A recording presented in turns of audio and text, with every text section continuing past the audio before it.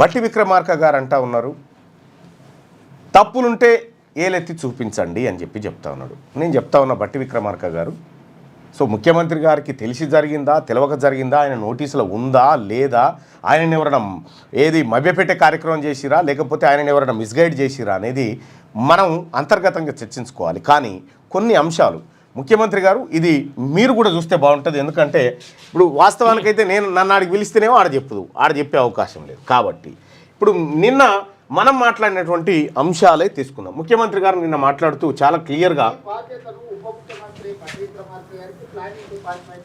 Mic పెట్టన్నా Satish Sultania గారికి అప్పగించడం జరిగింది.